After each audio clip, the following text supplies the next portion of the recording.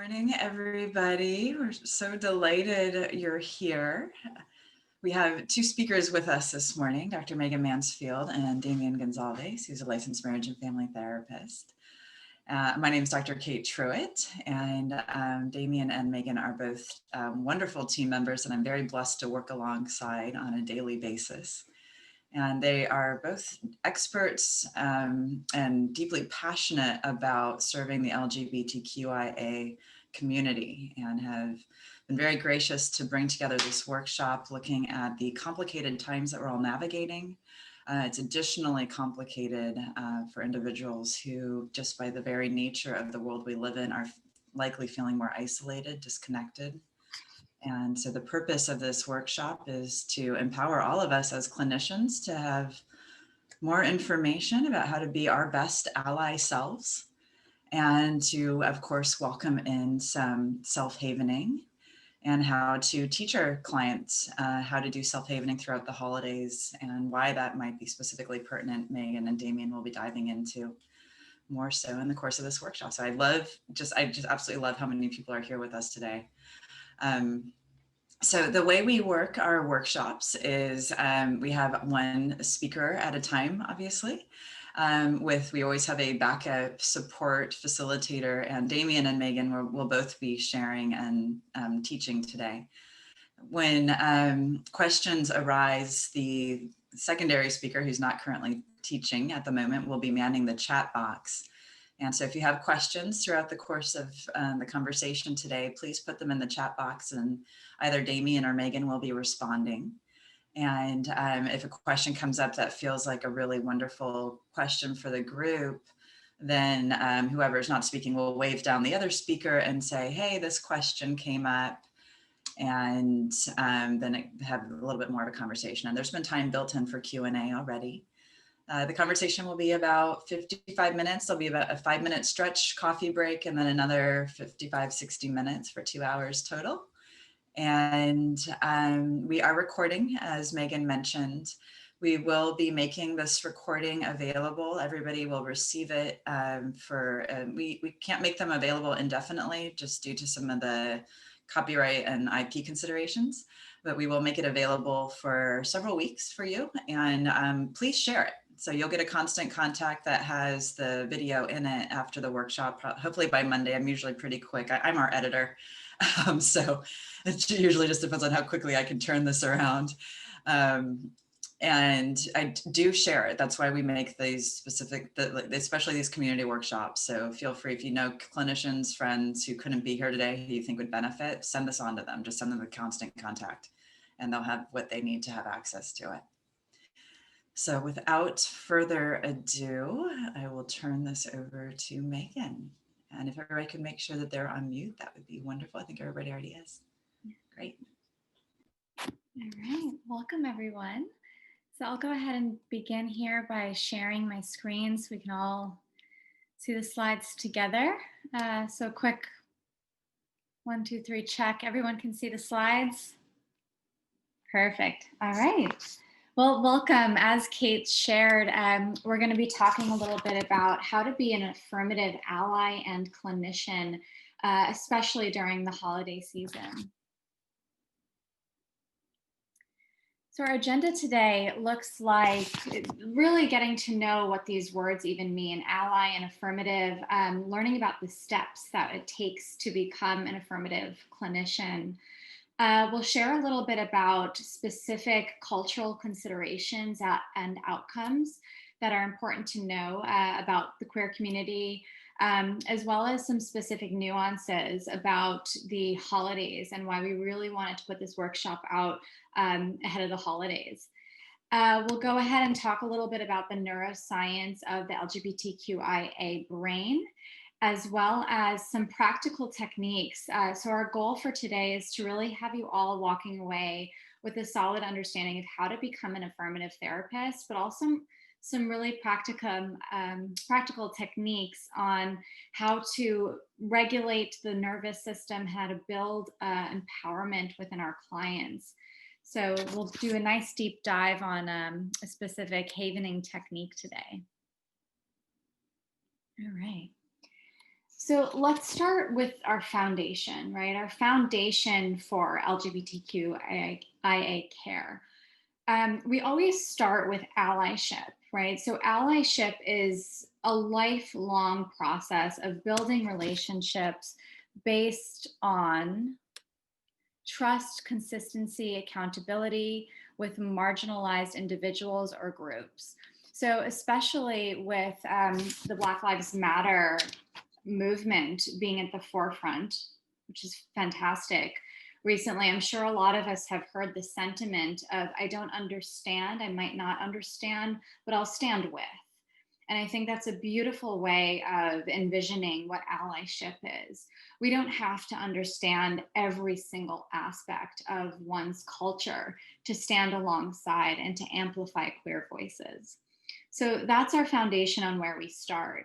Now, once we can identify as an ally to the queer community, we can really start bringing our allyship into the space with our queer clients. And this is where affirmative therapy happens.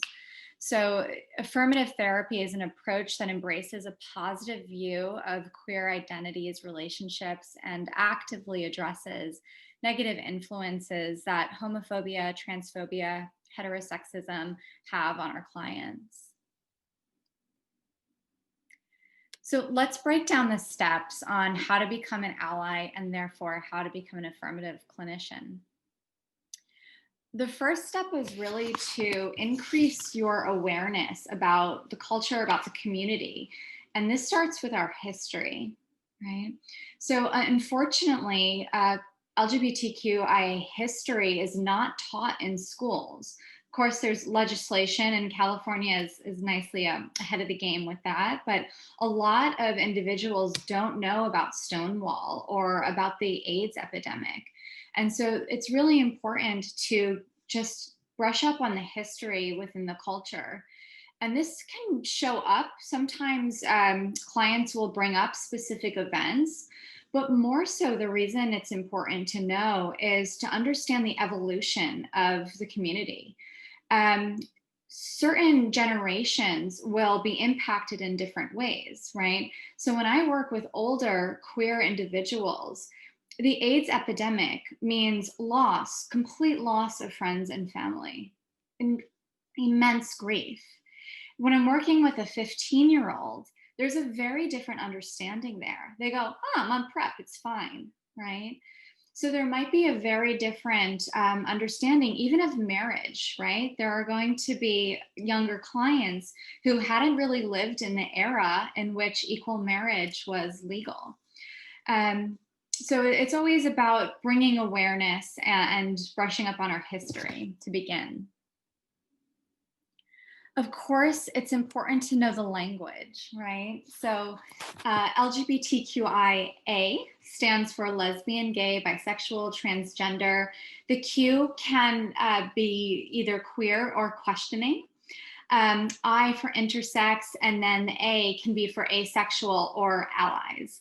And then plus, because there is a wide range of identities that fall within the community. So here, I love the LGBTQ or the LGBT Center logo, because as I trained there, we got to learn about the history of the center. And we learned that the artist of the logo, and I think this is so beautiful, what they did was create this unity symbol, this circle, but there are no two shapes or shades of color that are the exact same. That is the queer community. I mean, it's humans, but that is the queer community. So because you have a lot of, let's say, experience with trans individuals, doesn't mean you're not going to run into questions and curiosities and have to learn from another trans client, right? Everyone is unique, everyone is different in how we identify and how we express our identity. Again, this can play an impact in terms of generation, and I point out the word queer here specifically. So for older LGBTQ folks, queer was actually a slur for a very long time. And so we need to hold that in our mind, because it actually can be a, a point of trauma, right? There could be memories of being bullied by family or by friends in which that slur was used against them. Now, younger generations, especially when I work with the 20s and the teens, a lot of them choose to identify as queer, right? It's also beautiful to think about the reclaiming of this word. And even that's a beautiful part of our history, in which the queer community decided this is not allowed to be a weapon anymore. We're going to reclaim this word, right? And create power out of it, which is beautiful and important to know. There's also a lot more language that's important to know when working with queer clients. So this is a beautiful visualization and breakdown here of some different sort of spectrums that we can look at. So sex is assigned as at birth, right? So this is sort of what's forced upon us at birth and how we're labeled. Basically, because of our body, our genitalia. Gender identity is how you feel on the inside, right? If you identify more as feminine or masculine. And of course, there's a whole spectrum in between of gender fluid, trans individuals. There's gender expression. So this is how we have this identity. How do we express this to others? And we'll talk a little bit about the impact of when those two don't necessarily match, when our identity is not safe to express, right? So again, important to know that difference. Gender presentation. So this is how the world sees you, right? What does someone think as they walk past you? Are they labeling you as male, female, gay, bisexual, etc.? And then we have our sexual orientation, and that is our level of attraction, but also who we fall in love with, right? And so, as I mentioned, there's a very wide range of words that fall within that spectrum. It's pointed out here, bisexual is part of the LGBT acronym, but over the last several, I'd say 5 to 10 years, pansexual has become quite popular as well. And the word pansexual is essentially, it's similar to bisexual, but it's much more inclusive of an attraction or a love for trans identifying or non-binary individuals, right? So our language is vast and it's always evolving, which is why when I mentioned allyship, it's not about, you become an ally and then you're done, right? It's a lifelong process of learning. So along with the awareness of our education, our language, it's so important to have a deep understanding of how queer people experience the world. So I mentioned discrimination here, and discrimination unfortunately shows up in the home, at school, in the workplace, etc. But because we're really focusing on the holidays, and because family is really constantly thrown in our face around the holidays, I wanted to highlight a few important facts and statistics here that are related to family. So 30% of LGBT youth report physical violence at the hand of a family member after coming out as queer, right? So right off the bat, there's physical violence and trauma being caused, right, towards queer people within the home, right? The home is supposed to be our safe place. It's where we learn who we are. We'll talk a little bit more about that moving forward. 67% of queer youth have heard their families making negative comments about queer people. And only 25% of queer youth feel like they can be themselves at home. I'm going to repeat that one again because it's heartbreaking. Only a quarter of queer people, queer youth, feel like they can be themselves at home, right? So this is that intense mismatch of who I am and the monitoring of what I can express that starts really at a young age, and for so many, lasts for so many years, right? Especially as we're going home for the holidays, something to think about. 43% of homeless queer youths were forced out by their parents, and 32% faced physical, emotional, or sexual abuse in the home.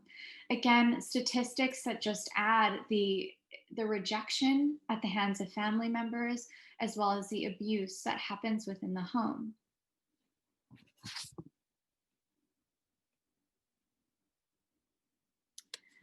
All right.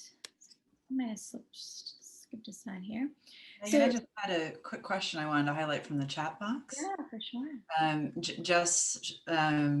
it's kind of amusing, but I wondered if you'd like to comment on it, that the idea of bisexuality has evolved to mean attraction to two or more genders versus pansexual being viewed as attraction regardless to gender.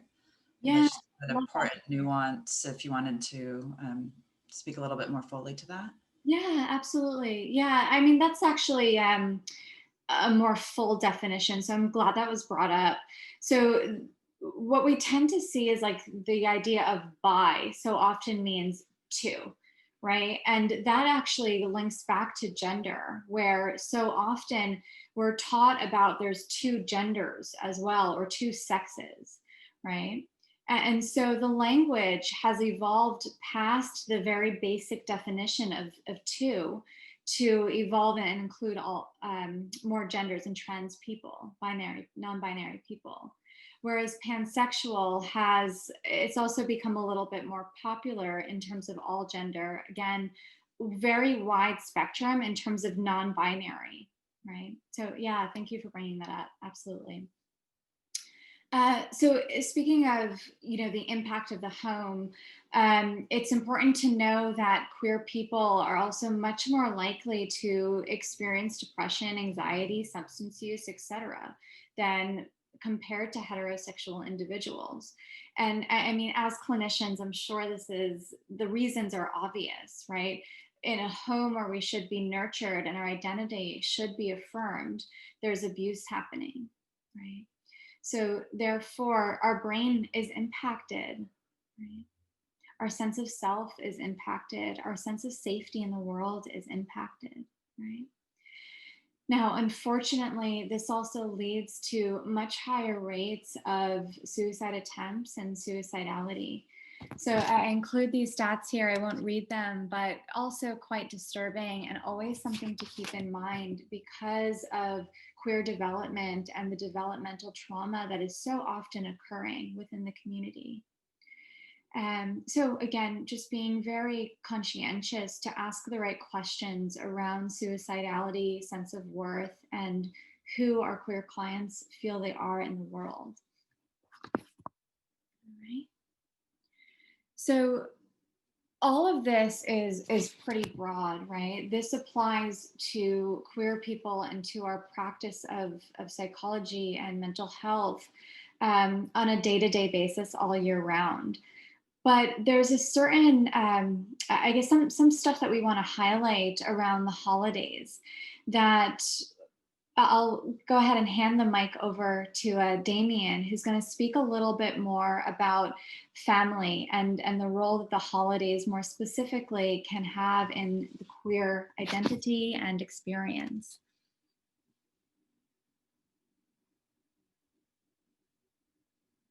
Damien, all you.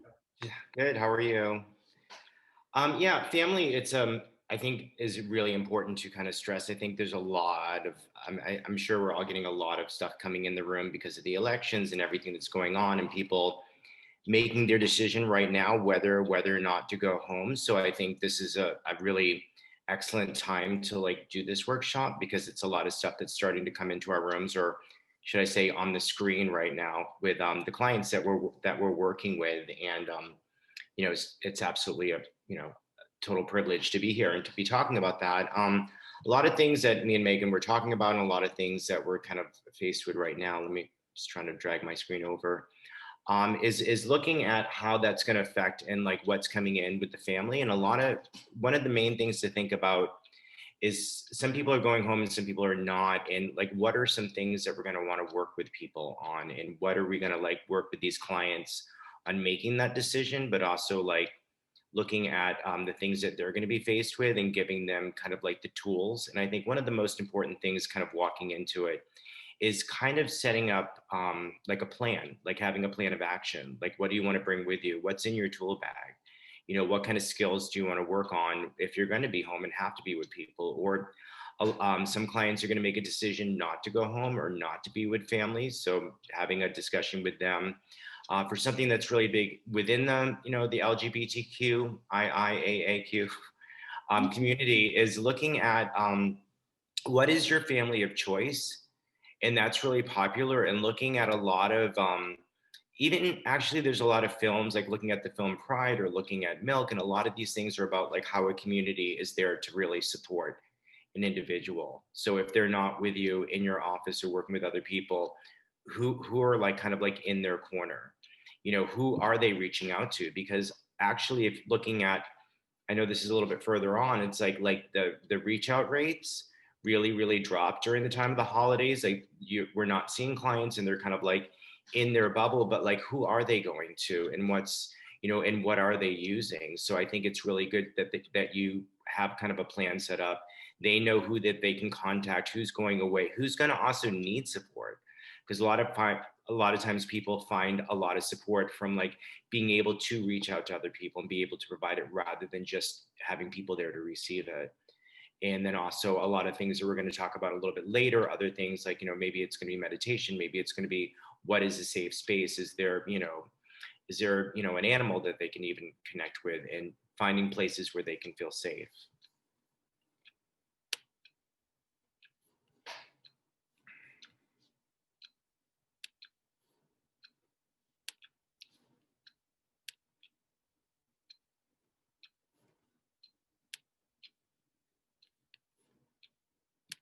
Can you still see my slides, Damien? What's that? Can you still see my slides? Sorry, I can't, my sound's off. Can you Sorry. still see my slides? Yeah, I can see the slides. Okay, so strong emphasis on family, songs, advertisements, conversations, etc. I mean, this is like a lot of the stuff that we see. I think there's been in the last year, as far as I'm concerned, a little bit more movements on the emphasis in the family, songs, advertisements, but like seeing a little bit more of like a gay or a queer, lesbian, like different kind of like but it's slow, you know, it's still very slow, but you know, we're kind of coming into a different place with that, but it's still, there's a lot of, you know, very cisgendering and like a very, what people would consider a traditional family. Those who choose to be with the family of origin may experience microaggressions or verbal abuse, and may experience traumatic memories. A good thing to address with your clients before they go, so that they can have the plans to go or to not go. And I think a lot of that's also comes into setting boundaries. Like, you know, what are we going to be comfortable with and what are we not comfortable with? A lot of people don't think that they have a choice, but maybe they do have a choice. And it's important to kind of get in front of that, and also understand that like a lot of family that we're going to have to deal with they just may not be able to get it, you know, or to understand. So also to listening to your clients and ask them to maybe listen to some information, discuss feelings or their needs, and be able to ask questions, but in a way that's safe. So to practice that in the room is a really good experience before just kind of going into it blindly. And again, a lot of what we, you know, what we want to do is it's rather than just increasing, you know, just, you know, rather than just kind of like reacting, we want to be able to act rather than just react. Queer people who are not allowed to choose not to be with family or origin may experience some heightened shame, lack of belonging, or traumatic memories. So that's another thing that you really want to support your client if they decide not to go home, and if they're, you know, want to go home or don't want to go home, that like that is their choice. And that may just be a stand that they need to make this year. Doesn't mean that it's going to be every year, but just to keep them safe, most importantly, is the first thing we want to kind of focus on.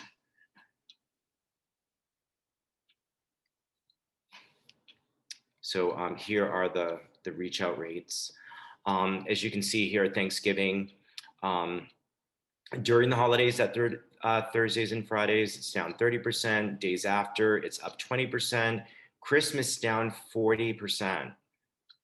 and then after Christmas up 20%, and then New Year's down 20%, and then up. It's like there's a really big dip there, and I think that should be definitely like noted. But again, also having being able to plan and prep with your clients and to know when they're going to be needing them, because even though they're not, this is from the Trevor Project. Even though they're not getting the calls, it's like, do they know that they have these resources before or after, but also knowing who are they contacting in the meanwhile, and that they have some supports that are there that they can reach out to. And I'll add to that, I was reading a little bit about this study, and there was some hypothesis around perhaps the calls, this is their expected volume, that's sort of center orange line, and that's like the typical number of calls that they're getting on a day-to-day, usually crisis calls, need for support or resources. And there's a hypothesis that the calls drop so much around those specific holidays because it's unsafe to even take the phone and make a call. Right. And so our clients might not necessarily have access to their typical resources. And so we really want to build a toolbox for our clients to have as they go home. Also highlighting that increase. I mean, part of the reason I wanted to include this is because this says a lot for our clinicians, right? There might be an influx in queer identifying individuals who are coming home from the holidays saying, look, I thought I had my boundaries. I thought I had done my healing. I went home for the holidays, and now it's all coming up to the surface. I'm feeling depressed, suicidal, etc. again, right? So it's just highlighting a reason why we want to really equip everyone with the tools to work with queer clients around the holidays. I had to bring in a quick question or just a couple of notes for additional comment. Yeah, please do. So Michael brought up, and Scott kind of also highlighted, looking at the impact of the pandemic in terms of people losing housing, the stressors of that, and then additionally, Scott highlighting, and being from the Midwest myself, I was very lucky to grow up in a very inclusive family, but I'm from Kansas, how things vary across regions. Mm-hmm. And just because we do have people here from all over the country and even the world, which is amazing. If you have any thoughts on that. And then finally, Marianne also brought up a really important point about substance use. And the thought that came to mind for me within that as well, and even looking at the regional pieces, when somebody's using alcohol or something like that, those implicit biases are more likely to come out, even if the people are overtly supportive or an ally. There might be some covert considerations that come out when a family member is under the influence. So just some thoughts to absolutely look at. Yeah, there's a lot of to kind of address Marianne's question, comment, which is great. Because that's so a part of like what people don't talk about before it happens. They talk about it after it happens. And it's a really great thing to kind of get in front of that. Because if you kind of like if you're working with a client and know that this is probably going to be part of the mix, there's going to be like, it's not just beer, it's whiskey. It's like, it's all coming out. So it's like, you want to like definitely like be there to be like, okay, well, what is your boundary around that? How do you feel about drinking, or how do you feel about leaving at a certain time before it gets to that level? And do you have access to do that? It's again, part of a safety plan. Absolutely. Yeah, and we'll talk a little bit more about that safety planning in just a bit here. But to address the geographical sort of aspect of all of this, we're always thinking about intersecting identities, right? And that is absolutely an identity. Right? So I mentioned a few times the evolution of the community and even discrimination and language within generations and how that has evolved. But it's absolutely, when we cross state lines, we're looking at different cultures, right? And even different laws. Right. So it's absolutely important to ask our queer clients, where are you going back home to? Right? What's it like there? Do you have a queer community at home? Or is this a very isolated place? And I know back on a couple slides back, it's always important to think we tend to see less resources, less LGBTQ centers in more rural locations, right? So we're always taking into account, and of course, race, gender, socioeconomic status, all of that is going to play a role, right? So we're not looking at just one aspect, we're looking at the intersection of all of these different identities and working with our clients to address what is likely to come up. So I'm glad you brought that up. It's very important to ask that question. Right. So as we move on through sort of the steps or the phases of becoming an ally, it's taking action, right?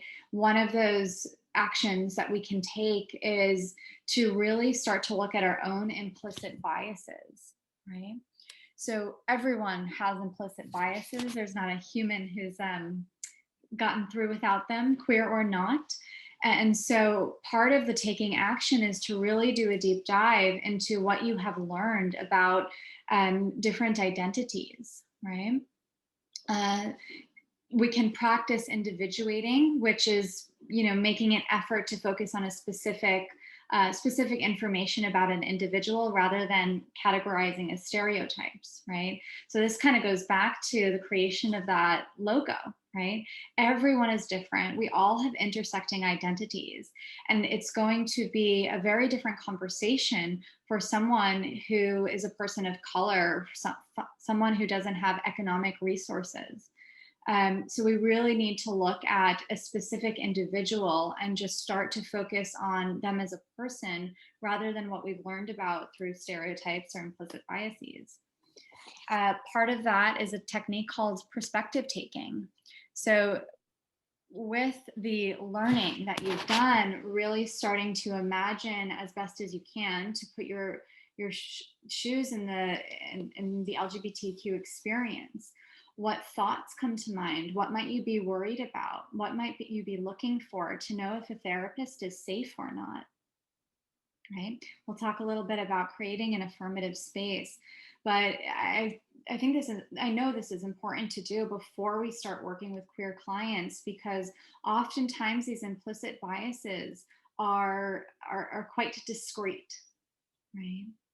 And we can be so well-meaning and still make mistakes and still mislabel or miss something important, right? So a really wonderful tool that's out there to start confronting some of the implicit biases is the heterosexual questionnaire. So this is a really awesome questionnaire that takes very typical questions that queer people are asked and just flips the lens to be asking the questions to heterosexual people. So I'll invite everyone, especially our hetero folks in the room, to answer these questions. Take a minute, read them, answer them in your mind, and notice what physiologically shows up in your body.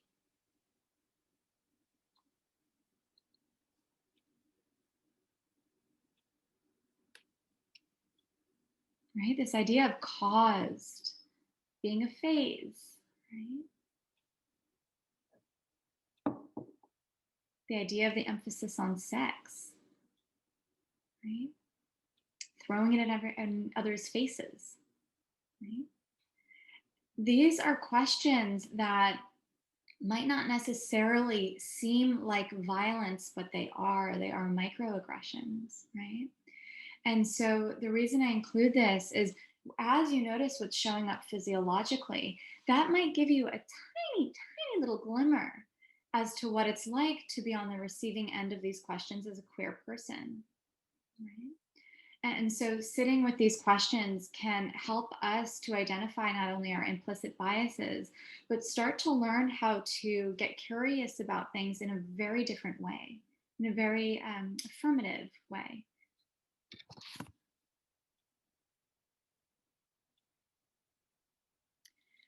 So I love this quote. I think it really highlights the point I'm trying to make about it goes far beyond reading and catching up on the language. It's about taking action. So I don't want your love and light if it doesn't come with solidarity and action. I have no interest in passive empathy. Rachel Carl. So this is just again emphasizing that the allyship is not something you turn off or turn on. It's something we live. It is a daily expression of our allyship and learning and asking questions and showing up for the queer community, amplifying queer voices. Megan? Yeah. I put a copy of the heterosexual questionnaire in the chat box if people would like to take a moment and just grab that for yourselves. And I'll add the PowerPoint for those who would like to have the PowerPoint on hand after the workshop is also in the chat box. So beautiful addition there. All right. And I'll add, now that you bring that up, the heterosexual questionnaire is also something that's really powerful to bring in with family members of queer people, right? So I love bringing this questionnaire to parents of children who have just come out, right? So it's, again, raising those implicit biases to the surface so that we can work through them. So along with that, noticing, the taking action, it's integration. So as I've emphasized a few times, it's not just, you can't turn allyship on and off, it's the daily integration into our lives, right? So it's the culmination of awareness and taking action and bringing it all together, right? Talk about the affirmative stance to colleagues, family, and friends, even when it feels uncomfortable. In case consultation, if you notice that there's some microaggressions showing up, address it, right? That's part of being an ally. Openly and actively strive for and vote for social justice and equality. When no one's looking, who are you voting for? Are you learning about what's on the ballot? Are you making sure that you're amplifying queer voices and standing by? Support and share LGBTQ art, businesses, literature, media, organizations, right? So as Damien pointed out, it's the queer community who has led the charge in changing this holiday narrative that is so often cis het, right? So cisgender, meaning that very binary, male female, or heterosexual, so non-queer, right? But it's also allies who can point out when these microaggressions are happening and start bringing queer identities into the media, right? Into businesses. Get involved with LGBT community events, activities. I know Pride is a great one to start with. It's a beautiful, huge events that happen throughout our nation, throughout the world. But there's so many queer events, activities, groups that you can become involved with. If you work with college students, making sure that there is a truly affirmative space on campus, right? Businesses have helped clients to create sort of groups within their workplace for queer identifying people to come together, right? So it's integration into daily life. Now, once you've really become an ally, we can start moving our allyship into our therapy and into our therapeutic space. And this is where affirmative therapy starts to happen. So I'll point down below here. I've created this sort of spectrum here, lots of spectrums, which I love. So looking at even, I have a feeling around the word accept and tolerate, right? So we've talked a lot about the rejection and abuse, and again, just grazing the surface to highlight some important aspects. But so often, especially in the 90s and earlier, there was this idea of accepting or tolerating queer people. So I just want to ask everyone to take a moment to wonder, if this hasn't happened to you, what it would be like to overhear a very close friend or family member saying that they can tolerate you. That doesn't feel good, right? So again, well-meaning, right? Tolerance is a good thing. Accepting is a good thing. But the phrases can come off as feeling forced, right?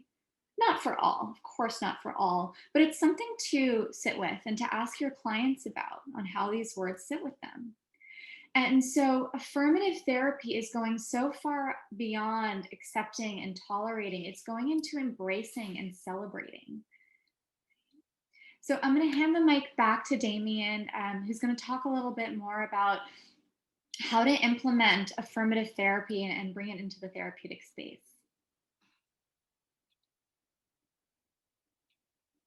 Let me just try to move this over on my screen. I got a chat in the center of my face. Okay. Hi. So I'm still Damien. So looking at the resources, I know that if people need resources, they can always contact us. We're not the be all end all of the resources, but we do know a lot of them, and there's a lot, I'm sure, in your community that are pretty that you'll be able to access. And to also just print something out or give people some different information on how they can access LGBTQ resources in your local community. Maybe it's PFLAG, or maybe it's the Gay and Lesbian Center, Lesbian and Gay Center. There's a lot of places are closed right now, but a lot of the phone lines are open, and they're open at certain times that people are still taking those calls. So that's always good to know. So never think because we're in a pandemic that these things are not, it takes a little bit more legwork on our half to find out what they are. And there are people there that are happy to help. Ensure that just trying to move over your message here. Intake forms for gender and queer relationships using the term partner. So like the intake terms, when people kind of come in, they were very narrow, excuse me, for a certain time. Whereas like male or female, but like having a couple extra boxes there. So it's like, so that they're not so fitting that it's so split in that ways. And it's surprising how people will answer and how many people appreciate having the option to not have to squeeze themselves into a box, because how triggering that can be for people even coming into a place. It's like them looking at it, oh, I have to be male or female, even though you have a trans person or asexual person or non-specific, non-binary. So I think that's something always to be addressed. Access LGBTQ affirmative continuing education training and resources. I went to Antioch University for LGBTQ affirmative therapy, and that was about, I'd say, close to 18 weeks of like really kind of getting into it and really getting into the family and really getting in depth. Not everyone has that kind of experience. I was fortunate to be able to get that, but also having trainings or just like even what you're doing today is wonderful, and having different resources to stay really kind of abreast to what's happening, because even within the LGBTQIA, the alphabet soup of what is kind of happening, so much more information is coming up. So many more things are happening. There's so many more, gay marriage is allowed, and then it's all of a sudden like now it's going to be threatened, and then things for the trans community. And it's so important to try to, and it's really hard to keep your finger on the pulse of what's happening because it's still something that's changing so rapidly. And I just also to touch on like what Michael had to say in chat, when he was talking about like,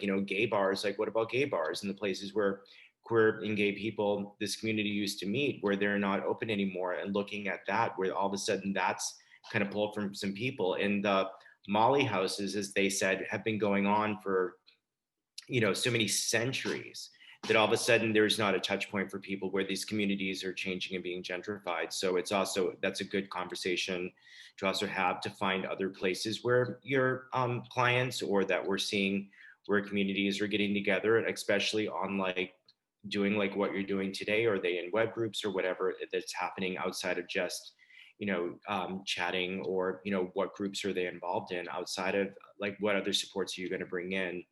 LGBTQ art and literature in your waiting area, always great. Also, when I was working at Teen Line, there was also good to give people like a listing of like what apps they can get involved in, because even though there could be like, we're not in waiting areas anymore, but also like to have like, definitely some apps on hand that are kind of like positive. practice affirmative therapy with cishet clients as well. And also to just kind of back Megan with the, how we're like kind of on this trajectory of rejection and abuse into accept, tolerating and acceptance, into embracing and celebrating and moving into that, and really like celebrate the wins. Setting a boundary with a family member, that's a win. Setting a boundary with a partner, that's a win. Or like being really more open. So definitely, like, I think part of the embracing and celebrating it is really part of just acknowledging where there's definitely a win and also where there's an opportunity.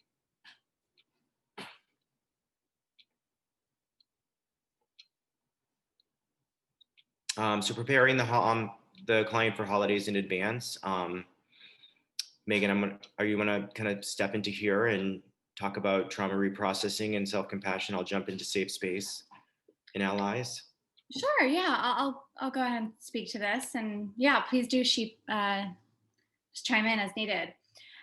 So I tried to break the sort of phases, I suppose, in preparing our clients for the holidays into preparation, but actually, what do they do in the moment? So these are a few ideas, of course. It's always sticking to client-centered and what works for your clients specifically, as I noticed had come up in the chat box. So in terms of preparing, like Damien had mentioned, it's not, our goal is to try and be ahead of the curve, right? So rather than working on the trauma that just occurred, how can we set our patients up or clients for success, right? So one way to do that is trauma reprocessing. So just good trauma work on things that have happened within the family, things that are associated with identity that could create a traumatic response. I highlighted havening techniques here because we're going to do a little bit of education in terms of a very specific type of havening technique that we always teach our clients, and they always have equipped for going home, but is also used to help regulate in session as we're preparing our clients to go home or to go to their chosen family. Again, IFS, EMDR, inner child work, all forms of trauma reprocessing that we can use to get our clients into an empowered space before exposing themselves to possible trauma. Practicing self-compassion, this is so important, right? And so there's so many different ways to do this. One is to confront any homonegativity, right? So homophobia, transphobia that our clients are actually bringing into the room, right? Internalized. So confronting that, but also letters to the future self, right? So this can be a letter to when, Uncle Jerry says that thing that he always says. Can I write a letter to myself in the future, just letting myself know that I am proud, and it's more than okay to be who I am, right? So building that self-compassion, mantras are also beautiful. So coming up with mantras that your client can repeat out loud or to themselves. Helping our clients to define a safe space. So actually asking them, what makes a safe space? If you look at your history, when are times when you've been able to be yourself?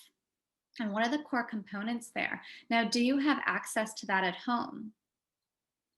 Right? Identifying that space if it's accessible, if it's there.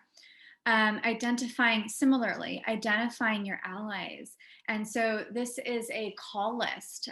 So often I'll have my clients actually write down a list of people who they can call and reach out to those people before the holidays and say, look, I've got a lot of skills and I might not need to call you, but I want to ask, is it okay if I call you if something comes up while I'm home? So just setting the intention there to have that reach out resource, again, for those who it's accessible to. We've also mentioned, the Trevor Project, another possible person or organization to add to the list. We also really strongly encourage our clients to maintain a self-care routine while they are home. Now, the reason for this is stress is cumulative. And I'm sure we see this on a day to day basis. If we start the day off by spilling our tea or coffee on ourselves, we might go into, oh, this day is horrible. It's so stressful, right? And so any little thing that comes up within the next hour or so is compounded, right? So if our clients are regulating while they're at home and that spilled tea or coffee, which might be a microaggression in the home, can be reduced, if the feeling of it can be reduced, anything that comes up, our patients or clients are much more able to handle from an empowered and safe place.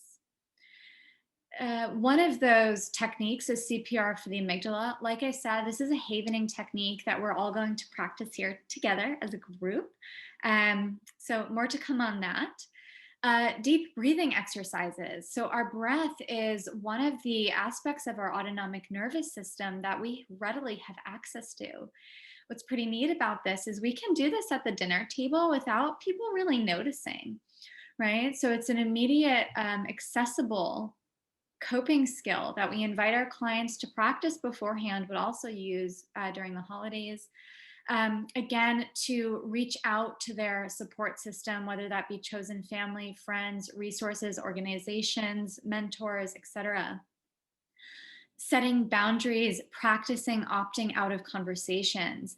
And Damien was touching on this a bit with substance use, right? So I'm sure we've all had family experiences, or I'd imagine a lot of us have had family experiences where we witness alcohol really kind of, people let their guard down and those biases become at the forefront, right?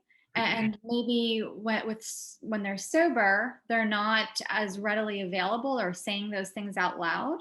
But it's something to be mindful of. How are you prepared to set that boundary? For some, it's just walking out of the room and saying, "Oh, I have a phone call, I gotta go." For some, it's saying, "Hey, that's not okay to say." Right? It's really client centered on their level of comfort with setting boundaries. And practicing those opt out conversations. Is there a sentence that you can have readily available that gets you out of the situation? I need to go to the bathroom, right? Not many people will confront that. Right? So something like that, right? So learning how to set boundaries and actually setting them at home in a way that feels safe. And this is really important as I talk about boundaries, remembering it's not your responsibility to educate your family. And that's why we have that opt out response. It's not your responsibility, nor is it always possible, right? And so it's really, I always tell my clients, protect your brain, right? Get yourself into a safe situation, right? For some, it feels safe to set those boundaries where you do want to educate, but always coming from a place of empowerment and not a felt sense of responsibility.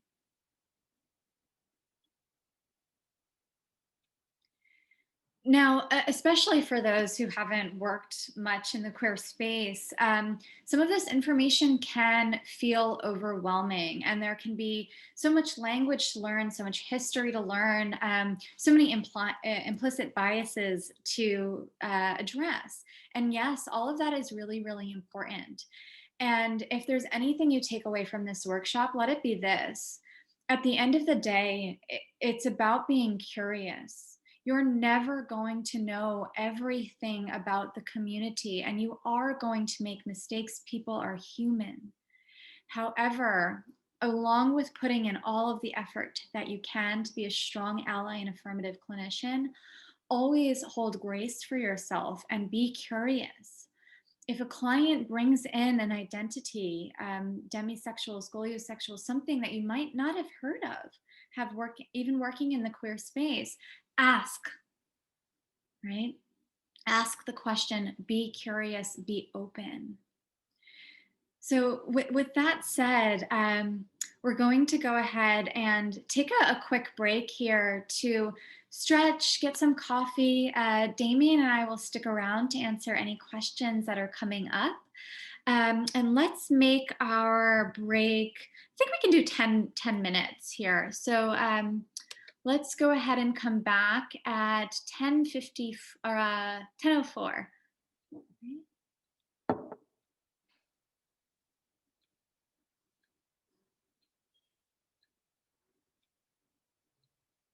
And please feel free to ask questions as we're here.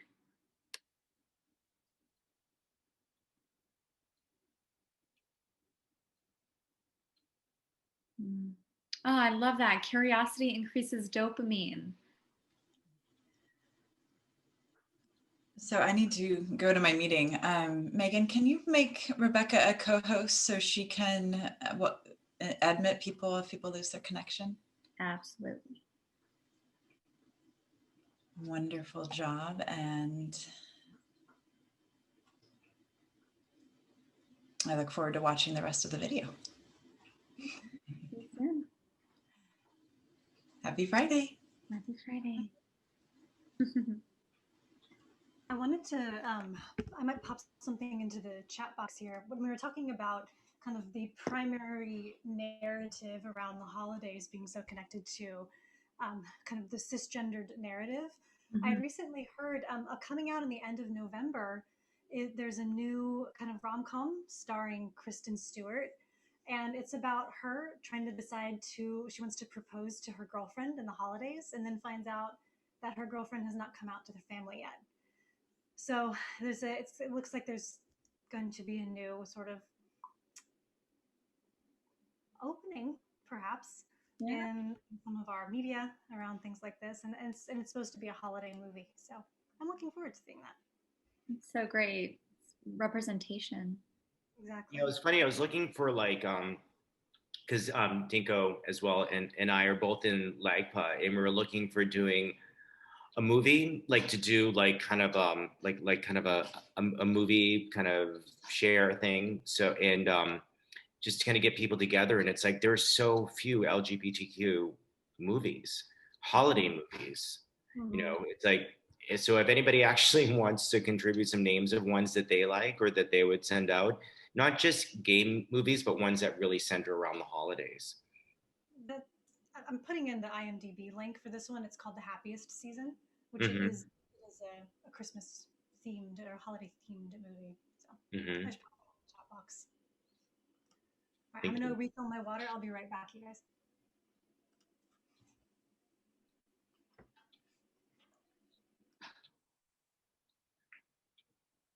A watch party, that was what I was going to say.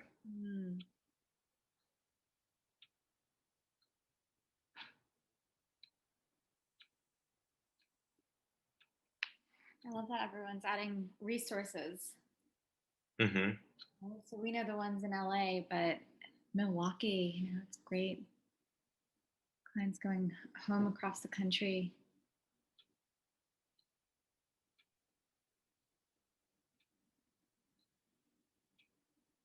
And Michael, bringing in the kink community, so important. A lot there around the DSM.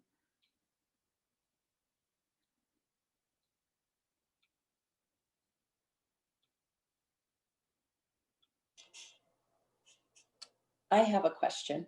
Absolutely. I've been noticing on Facebook a gay colleague has been posting a lot about her fears related to this election. And I'm not sure, while I'm fairly aware of what's going on politically, I'm not certain what she's the most afraid of or what she feels another Trump presidency puts at risk. Absolutely. And I'm wondering if you could talk on that. Yeah, absolutely. So the first thing that comes to mind is to ask your colleague a little bit about their experience. That might just be a really wonderful opening up to learn from their perspective. But my goodness, so much. I'm heartbroken by the Supreme Court decision that was just made. There's a lot at risk right now because of the extremely conservative and bigoted majority that we have right now in the Supreme Court. So that's most recent. Also, the census, trying to take queer people and questions out of the census. A lot of laws and regulations are at risk with the Trump presidency. And I'm sure there's a plethora more, so I'll hand it over to Damien here in a minute. But I'll share, I mean, it's an extremely triggering time. We could have done a whole election, or a whole presentation just on the election. I was actually working at the LGBT Center when Trump was initially elected in 2016. And I went into work that morning and had 4 suicide calls immediately, right off the bat. It's an extremely scary time for queer people for some of the reasons I listed. And we've seen a lot of kind of setting the norm for bigotry and racism. And when our authority figures are okay with it or promote it, our culture is influenced, right? So again, looking at the history even there of who was president at the time, right? Looking at, I mean, Reagan and all of that happened historically and how that influenced our culture. When it influences our culture, it influences how we interact with individuals. Yeah, so that's just what comes to mind for me immediately. Damien, is there more to add there? Yeah. I mean, what's coming up right now? I mean, there's so many things, and again, it's jumping through down a bunch of rabbit holes, like on YouTube to find out exactly what it's happening and how it's affecting people, but also important to be informed of how it's coming into the office. Like, like Megan was saying, the same thing for me. Like, there's so many things that were going on, bells and whistles after, in 2016, after the last, when Trump kind of first stepped into office, and what that meant, not just for LGBTQ, but also LGBTQ and Latinos. Like, I mean, there's so many different things that were also like coming into it, and where all of the overlap of that. And now where trans people are just starting to get noticed, and they pushed so hard to get to this far, and now where those rights are kind of going to be stepping back again. Yeah. It's like all of a sudden it's just another gut punch. Mm-hmm. And then also looking at it and looking at this community, that's why it's so important with the affirmative therapy, like to be watching movies, to find out like what was already fought for, like to watch Milk, to watch Stonewall, to notice like these things weren't necessarily given to this community. These things had to be fought for and earned.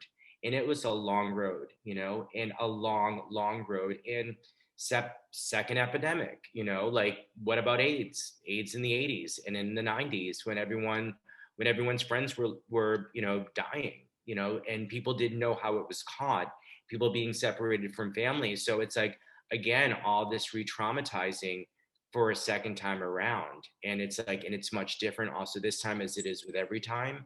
So, I mean, there's so many different things that are happening now where, again, you have, administration, which is not doing anything to support this community. If anything else, it's like it's being pushed to the side, and it's all this deflection on the other side.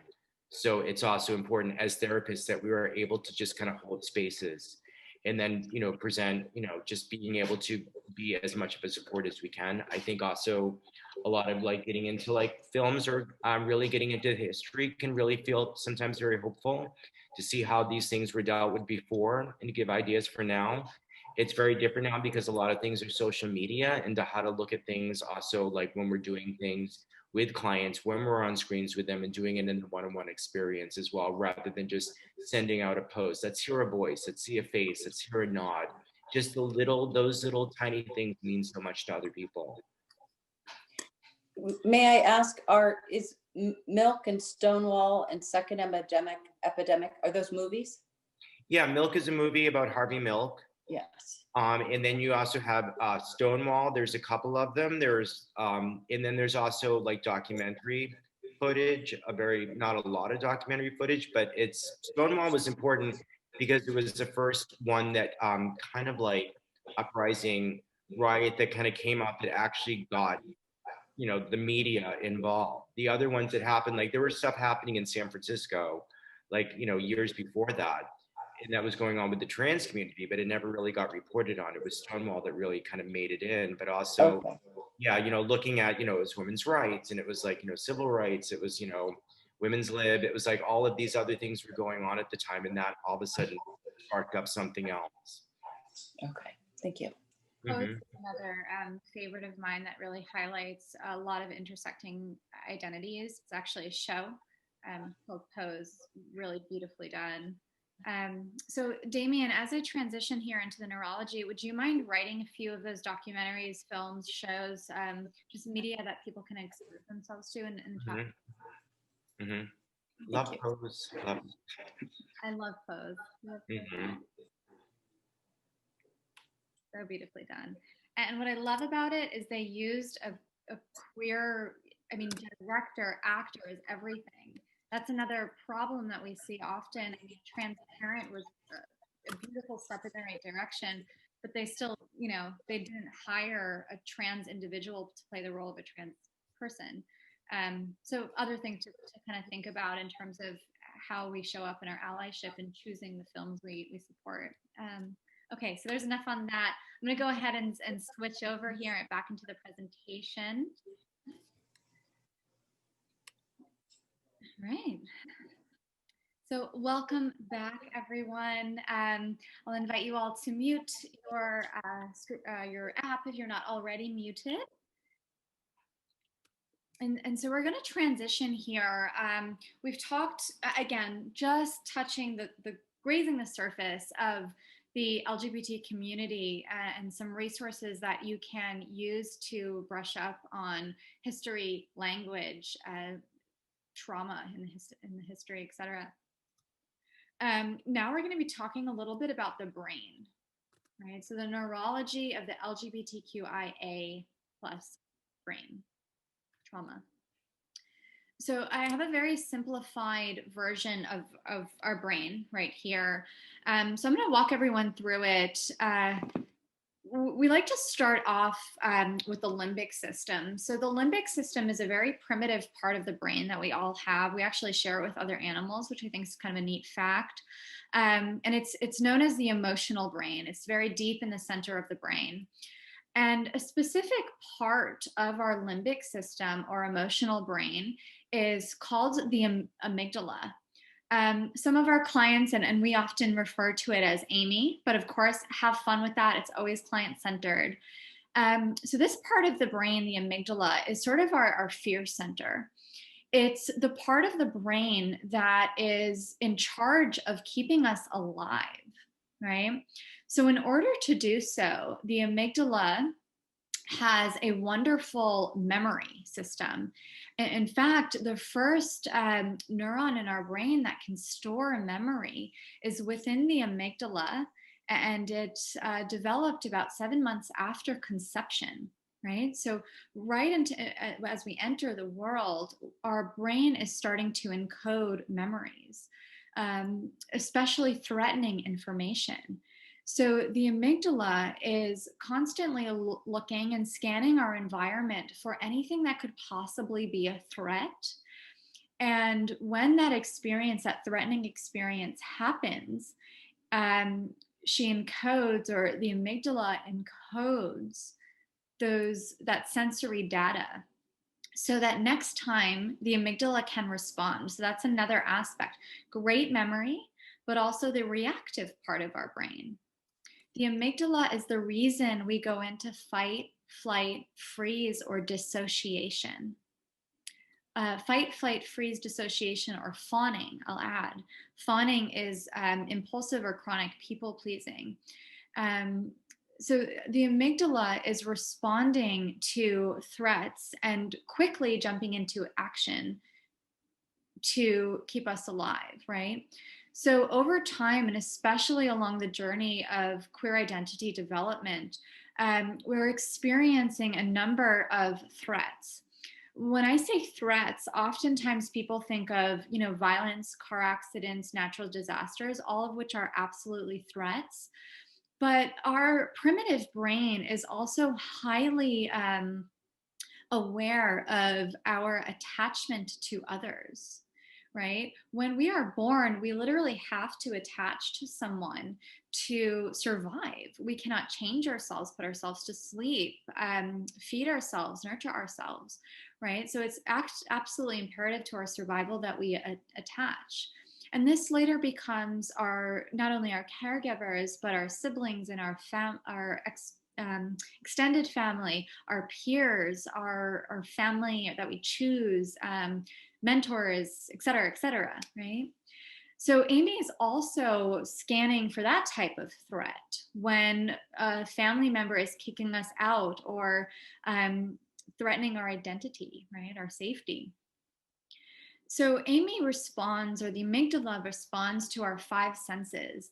It's not necessarily encoding narratives. It's encoding what we can see, hear, smell, taste, and feel, which is why sometimes our clients come into the room and say, I felt really triggered, but I don't know what it was. Sometimes it's something discrete, like a facial expression, a scent, etc. And when the amygdala into contact with anything that's been encoded, the amygdala responds and that's where we see anxiety, depression, suicidal feelings, dissociation, etc. A lot of the mental health problems we all work with. Another interesting fact about the amygdala is it responds extremely quickly. So it's gathering information in about 75 milliseconds, right? Again, another reason why sometimes we can feel that shock, anxiety, or fear without really thinking about it, right? Or knowing what's going on. Another important part of the brain that I like to point out is our frontal lobe. So that's up here, our very logical or rational part of the brain. Amy is in charge of survival, but the logical brain is in charge of our executive functioning, meaning how we solve problems, how we plan ahead, how we make sense of the world. And that sensory data is going to also travel to the prefrontal cortex, but it gets there slower in about 350 milliseconds. If you think about the importance of these brain structures, the amygdala can often take over because it's more important to survive than it is to solve a complex riddle, right? Also, the amygdala is receiving that information faster.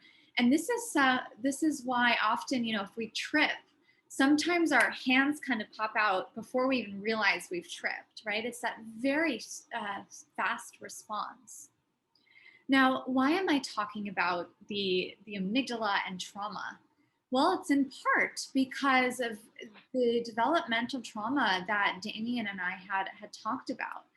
So queer people tend to have not just one or two traumatic experiences, but very frequently, again, depending on geographical location, parental support, generation, culture at the time, as was just brought up during our break, even our sort of authority figures who are influencing culture will create more trauma within the brain, and therefore more that our amygdala can respond to, right? So an important part of all of this, in addition to having a lot of, oftentimes, not always of course, but more trauma within the brain, is it's not only being triggered, but it can also be amplified, and that's where the working memory comes in. So a function of the prefrontal cortex is the working memory. This is our basic holding tank of information. And what so often happens for our clients is there's some sort of trigger, which may be identifiable or not. And let's say it's a strange look from a coworker, right? What can happen is our amygdala responds and sends it to the working memory and say, hey, does this remind us of anything? Is this really a threat? And our working memory might say, yeah, remember, this was the face that person in college had before they punched you, before they assaulted you. And what will happen is that will create more of a response in the amygdala and more memories show up. And this, again, might be conscious or unconscious, but we're really feeling the physiological response of the amygdala. So now we're not only responding to that strange face that our coworker made, But the time we were assaulted in college, or the time we were made fun of in elementary school, or the time that our parents outed us or made fun of us in elementary school, whatever it is, right? And hence why our response can be amplified, right? So we're responding to a lot of developmental trauma, a lot of history that our brains are constantly holding. So a few highlights. I know I'm sharing a lot of information, but what's really important to take away is attachment is an important part of our survival. This goes back to our caveman days. This is part of our development. And most LGBTQIA folks have endured significant attachment wounds, even in the home, right, from our caregivers. And this is that developmental trauma, right?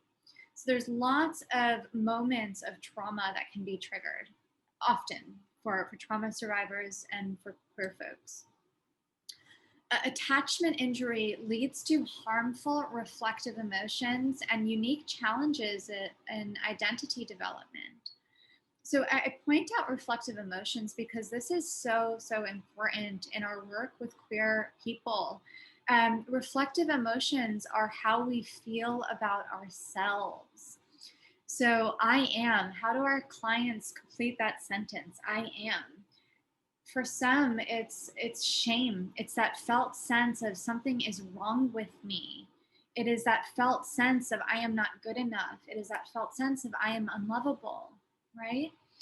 And this can, of course, lead to harmful effects. We talked a little bit about the impact of developmental trauma.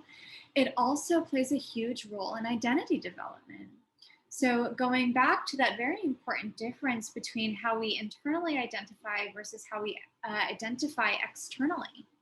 So for so many queer folks, our expression is hindered or hidden in order to keep us alive and to keep us safe for a period of time.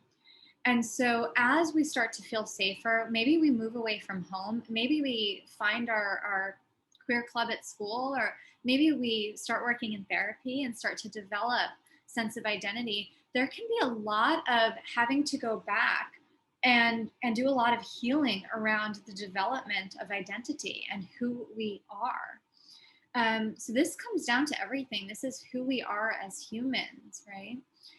An important part of the neurology that I like to point out is sometimes that prefrontal cortex, that good thinking brain, and the amygdala might be in conflict.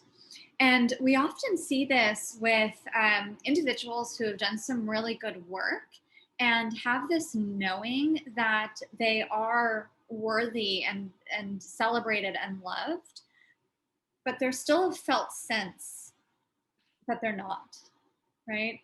And so what can start to happen is, a recent example that I'm thinking of is a client shared with me being really excited to come out at work, having done a lot of the therapeutic work in our safe space, and just really excited to start building more of a sense of who they are in their workspace and more of a sense of safety within all of it. And they got to the time where they really wanted to bring it up, and there was this felt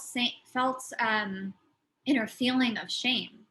And so we looked at this as a wonderful opportunity of, okay, your prefrontal cortex is on board, but your amygdala, your limbic system isn't quite there yet. Let's do some really good healing and get that amygdala on board. Right?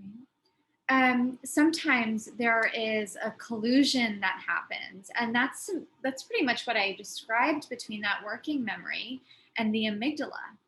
So it's that colluding that can take place where, yeah, you're terrible. Yeah, you're going to get hurt. Yeah, all these awful things are going to happen. You're unsafe. And so how often do our clients experience rumination, right? Or report rumination? That's what's happening, is the trauma is interacting with that prefrontal cortex, the narrative, and creating an escalation in thoughts and feelings, right? So this is where havening techniques comes in. This is a really, really powerful tool that starts to target the neurology of the developmental trauma that so many of our queer clients have endured. Havening techniques is a sensory modality. We're using the body, we're using the brain, we're directly looking at the trauma stimuli, the triggers, what's coming up in the body physiologically, more so than the narrative, which is also important. So a little bit of a crash course on havening techniques. I teach this for a couple reasons. One is it can be heartbreaking and frustrating to hear the stories that our clients are bringing into the room. We might have that felt sense of escalation or frustration, even our own shame, our own stories coming up in the room. Havening techniques is something you can use as a clinician to maintain that autonomic nervous system regulation. I noticed in the chat box before this idea of dopamine creating curiosity, curiosity bringing in dopamine, right? So this is actually changing our neurotransmitters and opening up space for empathy, for curiosity, for compassion. We also can teach it to our clients, right? So as highlighted in our affirmative therapy slides, this is a quick tool that you can teach your clients. You can use in the room as those traumatic memories come up, but you can also send them home with. They can use this at the dinner table. They can use this as they're on their flight home thinking about what could happen. So let's dive into, I'm going to talk about a few of the components of havening, and then we'll go ahead and put it all together in practice so everyone's walking away with a solid understanding of how to implement the technique. So one of the most important aspects is using distractions. The reason we use distractions is to disrupt that working memory feedback loop that causes the escalation in memories or emotions, right? So that's that working memory and the amygdala bringing up more trauma and escalating, creating more anxiety, more depression, more dissociation, etc. Distractions come in and pause that loop so that our brain is not allowed to do that anymore. It's important to have a personal distractions inventory for a number of reasons. Every single client is coming in with different traumatic memories, different little grenades that we can accidentally step on. So we really want to be using distractions that are neutral or positive to them. That is different for everyone. So there's been a number of times where I've mentioned, here there's artists or girls' names or boys' names that can be really triggering for non-binary or trans folks. Certain nursery rhymes that maybe a parent had sang or that has just a negative association. And then thinking about the pandemic too, I know thinking of places was a really powerful distraction for me until the pandemic started. When I used my places distraction, I started thinking about the COVID rates around the world. So again, really making sure that you have your own safe inventory and your client has a safe inventory. Now, again, we'll practice this, but essentially what this looks like is asking clients to name, let's say, living things or funny movies. It could be even, I have a client who does queer icons, which I think is super fun. Nursery rhymes, ingredients, etc. So we have this long list here, but it's always about customizing it for the client and just keeping that communication going, a distraction, right? As we're doing the work. Our distractions, we tend to want to bring in visual and temporal and auditory information because that's what the working memory is focused on. Visual is something you can see. Temporal is movement of time, counting, and auditory is hearing it out loud. So a quick one could be, I'll invite everyone to just imagine bouncing a basketball 10 times. Go ahead and close your eyes and imagine doing that.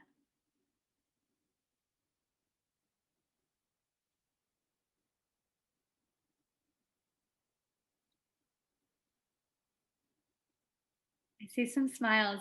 So do you notice that as I asked you to do that, you might have actually visualized the basketball? You might have actually heard it bouncing. And you might have been counting each dribble, right? Each time you touched the ball, right? So that's an example of a distraction. Again, to disrupt that working feedback and escalation of emotion. A second very important aspect of havening techniques, and specifically this technique, is the delta wave. So at any given moment, our brain is constantly generating delta waves, brain waves. And this reaches gamma, beta, alpha, theta, delta, etc. Delta stand out from the rest of the brain waves because they have a very healing impact, right? So they actually initiate the healing of our body's cells and our brain's neurons. They're most typically generated in deep sleep, which is when memory reconsolidation happens and healing happens. This is why we want to sleep when we're not feeling very well. Again, like I said, increases empathy and understanding of emotions, right? So it can be, what's really cool is we've discovered through research that these delta waves can be manually generated through a particular form of touch on the body. Those touches are called the havening touches, and the first one is here on our palms. I'll invite everyone to try along with me.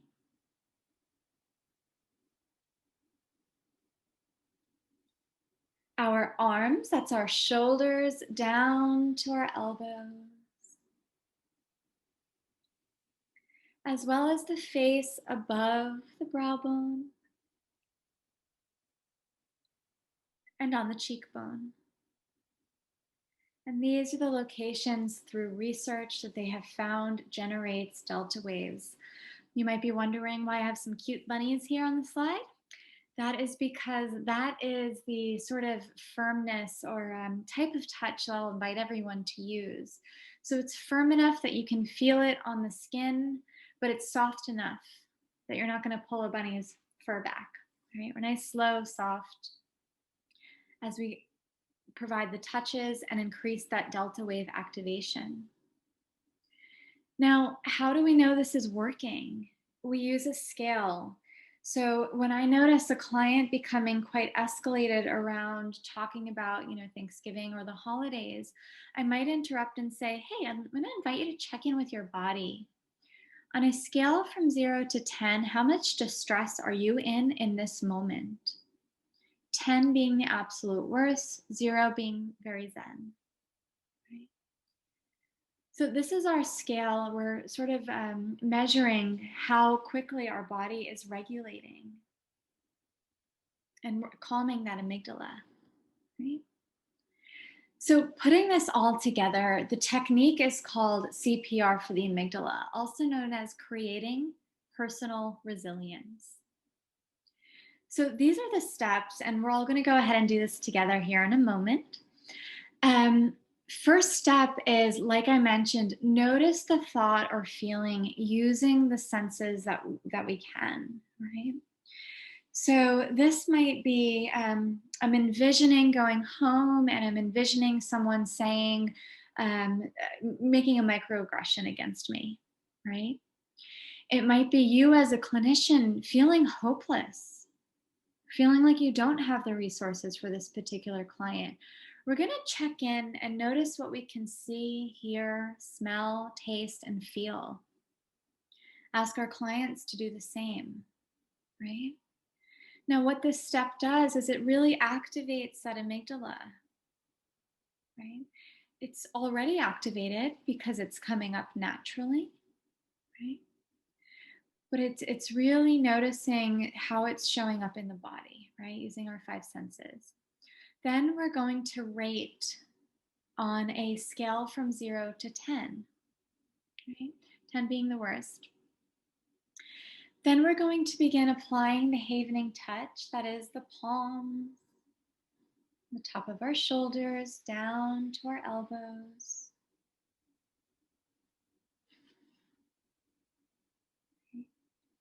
And then we're going to engage in some distractions. And that's that handy list that we went over, right? So it could be dribbling a basketball. It could be counting the waves coming in and out. It could be naming 15 queer icons.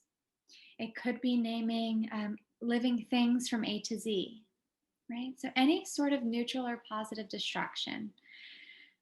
We're going to take a nice deep breath after we move through 3 of those distractions. It's a round. And then we're going to check back in on our body and what's coming up. 0 to 10.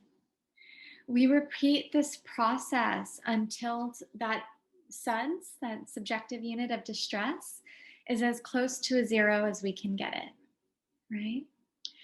So I'm thinking a little bit more about what might come up. And I remember now in the chat box, the word queer came up as a slur, right? And so what's happening for individuals is that history that I described is all coming to the surface. So it's the bullying, it's what parents called me, it's queer, it's coworkers, etc. When we hear that word, we might get activated. So we might notice what's coming up and then provide this touch to ourselves or encourage our clients, right? So we can start to work through this in the therapeutic setting before our clients go home. But it's also a tool that we can teach them to use if there is any activation at home or during the holidays, even with chosen family. Damien, anything you want to add here before we shift into practice? Anything I might be missing or fun fact to add? I enjoy these as a therapist. I love doing havening with clients, and it's kind of like a game that you play, but it's like so many benefits, and as people learn more about it and things like, which we're not going to get to today, unfortunately, but like, creating possibilities and things that you start to practice as a clinician on a daily basis, and how much that can really set you up for a day. And as you were talking about before, Megan, about you spill coffee, there's like a microaggression or something that happens early on, that it's really wonderful to have the opportunity to kind of like start a day back up. Also, just a quick thing, because I know we have to get to this, is which I could mention before, is also to do gratitude lists. They're really important, and also bringing in a lot of that, because you can be really redoing your reframe work with clients with a gratitude list as they're actually havening. Today, I'm grateful for my partner. Today, I'm grateful for a roof over my head. Today, I'm grateful for, I don't know, pumpkin lattes, like whatever it is, it doesn't matter. Whatever that is can also bring in a lot of that stuff and help you kind of get through a lot of the reframing. In reframing, also, the gratitude lists and crappy lists are really, really beneficial. So people can acknowledge what's crappy and using however they want to describe crappy or yucky or shitty, or excuse my language, but like any way that they want to put that. And then also reframing that to blank is crappy, to I'm mindful of, to I'm aware of blank, and I'm okay, can be a nice way to kind of like round it out as well. And it's something that for accountability that clients can be doing, and to check in with you, send you an email with 10 things they're grateful for, or their crappy lists. Another good way to keep things going also through the holidays. Absolutely. Yeah, and Damien, thanks for highlighting again. You know, we're talking about havening techniques, which is an umbrella term for a number of different techniques. So we have techniques that are for regulation, which is what we are practicing today. And regulation in and of itself, to be able to do that to your own autonomic nervous system is so empowering. But we also have a number of different techniques that are more specifically for building neural pathways for all of those great feelings, whether it's gratitude, pride, empowerment, strength, as well as deeper forms of trauma reprocessing that allow us to stem beyond the target into that developmental trauma.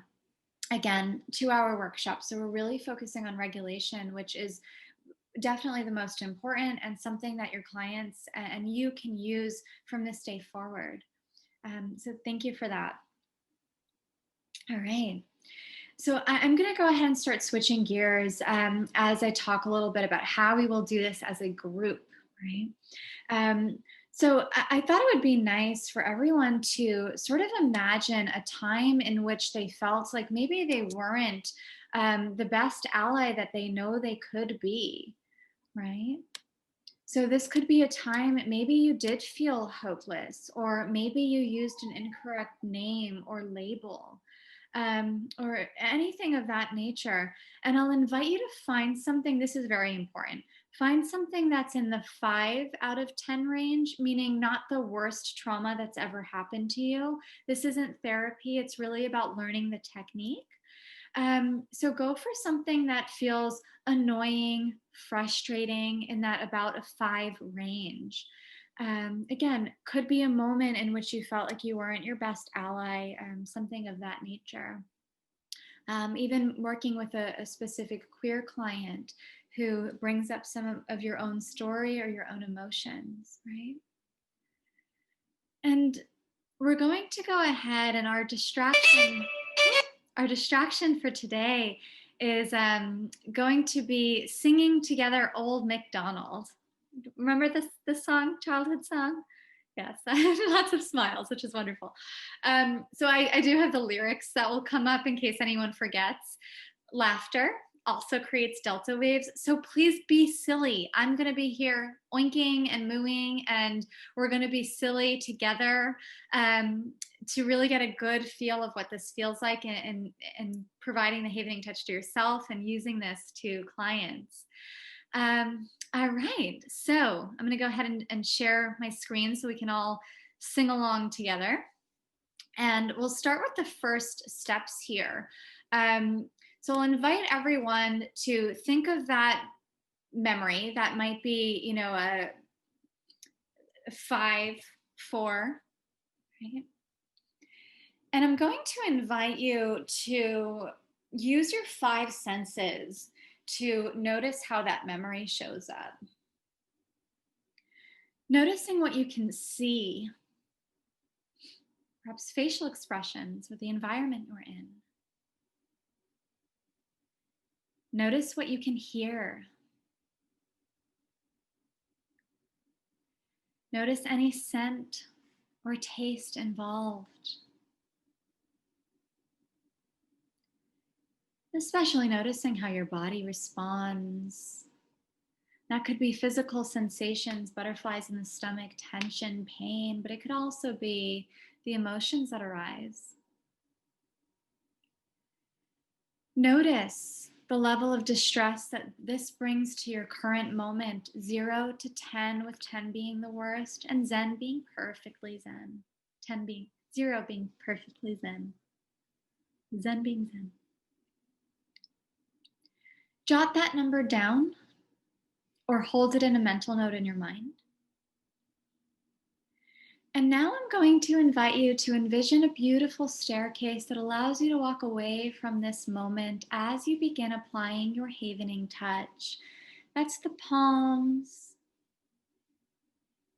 arms, shoulders to elbows, the brow bone and cheeks in any order that feels right to you. And as you see this beautiful staircase, I'm going to invite you to count its 15 steps as you walk away from this memory. 15, 14, 13, 12, 11, 10, 9, 8, 7, 6, 5, 4, 3, 2, 1. And with a deep breath, continue your havening touch and sing along with me. Old MacDonald had a farm, E-I-E-I-O. And on his farm he had a horse, E-I-E-I-O. With a neigh-neigh here and a neigh-neigh there, here a neigh, there a neigh, everywhere a neigh-neigh. Old MacDonald had a farm, E-I-E-I-O. Old MacDonald had a farm, E-I-E-I-O. And on his farm he had a cow, E-I-E-I-O. With a moo-moo here and a moo-moo there, here a moo, there a moo, everywhere a moo-moo. A neigh-neigh here, a neigh-neigh there, here a neigh, there a neigh, everywhere a neigh-neigh. Old MacDonald had a farm, E-I-E-I-O.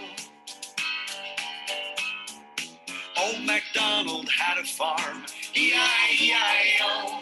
And on his farm he had a sheep, E-I-E-I-O.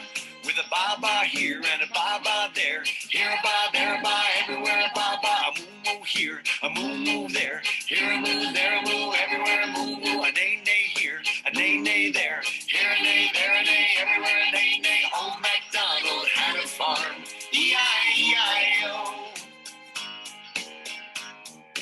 Old MacDonald had a farm, E-I-E-I-O.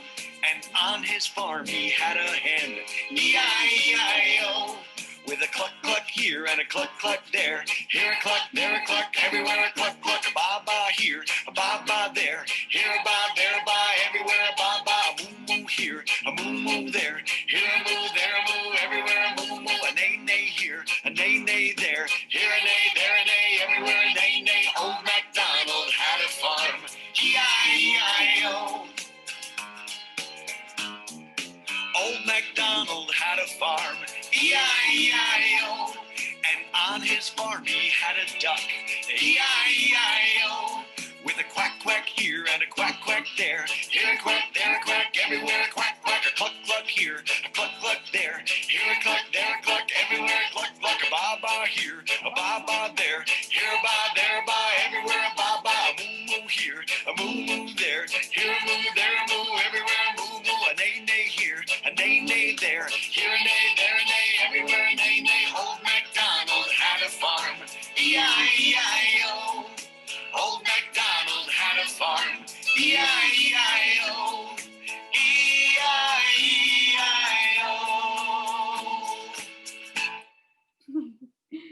What was your... All right. So I'll invite everyone to take a moment now to check in on that memory that you had began working with.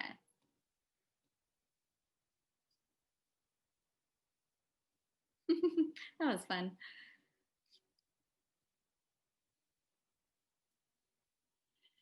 And what do you notice now about the state of your mind, the state of your body? And I'll invite, for anyone who's noticed a shift, to share. What was that like for you?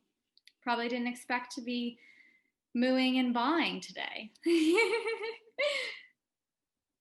Yeah. So what's showing up? All right, I'll share. So I primarily work with havening techniques.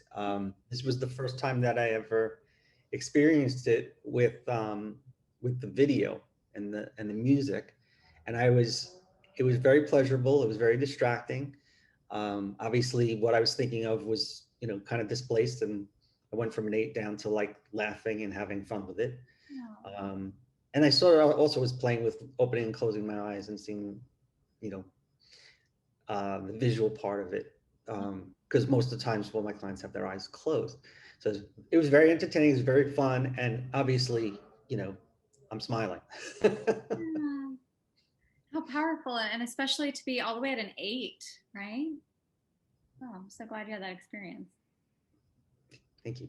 Yeah, thank you for sharing.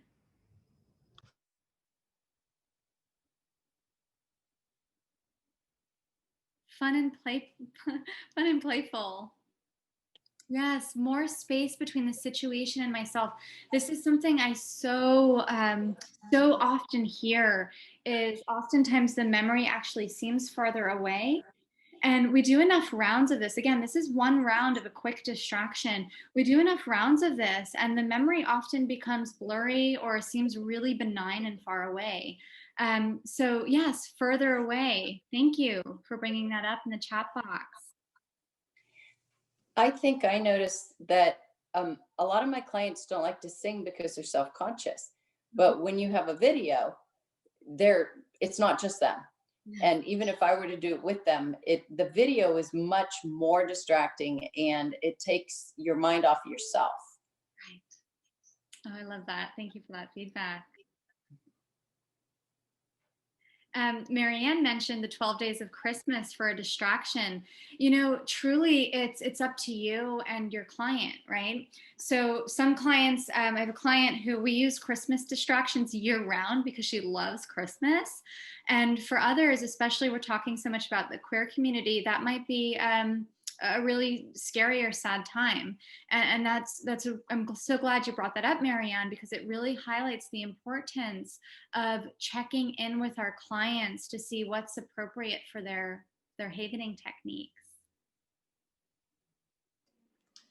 One of the things I noticed in the practice today, and I've seen this happen quite often before, is checking the felt sense of truth shifted.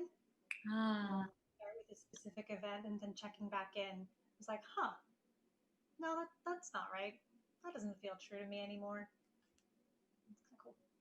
Yeah, thank you for adding that. So Rebecca is highlighting how if we can heal our emotional brain, our amygdala, we have more access to that logical, rational part of the brain. Thank you for that. Yes, birthday song can be triggering. Yeah, great thought.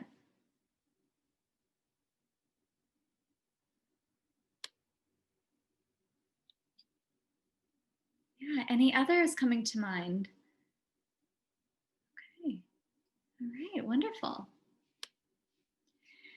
So we'll go ahead and shift back here to our slides. And we're really just going to be, you know, I like seeing everyone's face when we're sort of debriefing the practice.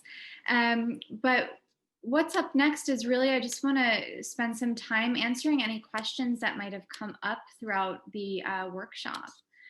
So Damien and I are here. We've saved these last 10 minutes or so just to answer any curiosities that have shown up.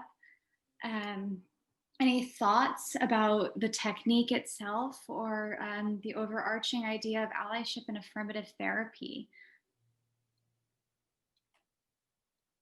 I have a question coming back to the technique itself. So when we were naming those 5 senses, were they in the moment, or especially if the client is going back in time, or is it at the moment that they were experiencing at a time? Yeah, so the goal is like what frequently happens is when we experience a memory, we start to feel like we're there again, right? And so they're not always separate, right? So as we're asking them to notice the 5 senses, it's both. What are you feeling now that showed up in the past? Does that help to clarify? Yeah, I think so. So in a sense, actually, they become almost the same, right? So in a sense, if the memory is being triggered, then they're experiencing in the present as well. Yeah. Any final questions before we wrap up? Okay, wonderful. Well, again, thank you all so much for joining. It's truly an honor. And I look forward to hopefully seeing you all at future workshops.